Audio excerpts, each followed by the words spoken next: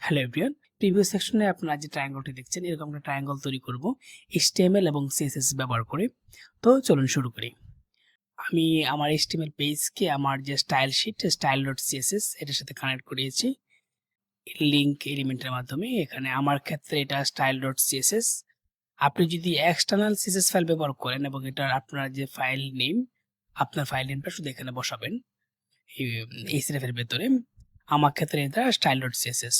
So আমি এখানে আমার যে বডি সেকশন ভিতরে আমি লিখতে একটা ডিভ নিব এখানে। সো এই ডিভের ভেতরে মূলত আমরা এই ডিভটাই মূলত হবে আমাদের ট্রায়াঙ্গল। সো আমি এই ডিভকে একটা ক্লাস দিচ্ছি এখানে। সো আমি ক্লাস দিই ট্রায়াঙ্গল। ওকে, এখন আমি চলে যাব আমার style.css এ। যেহেতু আমি আমার ডিভে আমি ক্লাস দিয়েছি, সেহেতু আমি এখানে আমার ডট সাইন দিয়ে শুরু করব।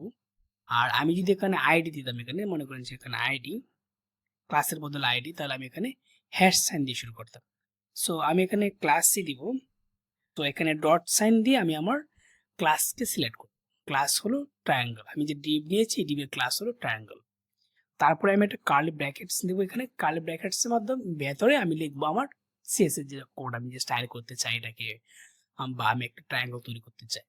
সো এখন আমি এটাকে প্রথমেই একটা উইথ দিব। এটার উইথ হলো 0 পিক্সেল এবং একটা হাইট দিব, হাইটও দিব 0 পিক্সেল। উইথ হাইট 0 মানে এটা মোটামুটি একটা পয়েন্টের মতো হলো। এখন এটার অস্তিত্ব একটা পয়েন্ট। এখন আমরা এটাকে বর্ডার দিব, বর্ডার লেফট দিব প্রথমে, বর্ডার লেফট। বর্ডার লেফট দিব 200 পিক্সেল দিয়ে। আমি চাই যে আমার যে ট্রায়াঙ্গলটা তৈরি করব এটা একটু বড় সড়ো হোক। 200 পিক্সেল, 200 পিক্সেল। আর কালার দিব solid transparent. Border left transparent মানে হলো যে আমি চাই না যে এটা এখন ভিজিবল হোক, এটা এটা ট্রান্সপারেন্ট থাকুক যে কোনো ব্যাকগ্রাউন্ডে। আবার তারপর দিব border right. Border right same ভাবে দিব 200 পিক্সেল সলিড ট্রান্সপারেন্ট। সো আমার পয়েন্ট লেফট এবং রাইট দুই পাশে 200 পিক্সেল করে আমি দিয়েছি, বর্ডার দিয়েছি। এখন আমি বটমে বর্ডার দিব, বর্ডার বটম।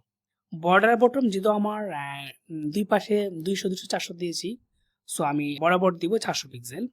400 pixel solid. আমি এখানে একটা কালার দিব, আমি যে কালার দিতে পারি। আমি সাপোজ আমি গ্রিন দিব এখানে, বা আমি এটা ব্লু কালার দিব।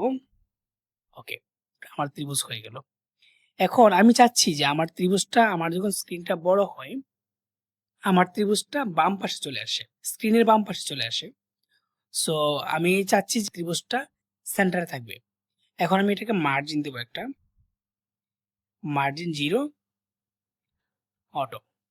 মার্জিন 0 অটো দিলে এটা যতটুকু উইডি হোক, 100 পিক্সেল হোক, 200 পিক্সেল হোক, বা 100% হোক, বা 80% হোক, এটা সবসময় যতটুকু উইডি হয় অতটুকু উইডি এটা সবসময় সেন্টারে থাকবে।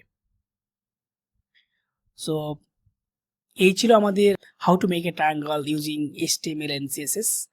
আমরা এমন একটা মিনি প্রজেক্ট নিয়ে পরবর্তী ভিডিওতে আসবো। দেখা হবে পরবর্তী ভিডিওতে। ভালো থাকবেন।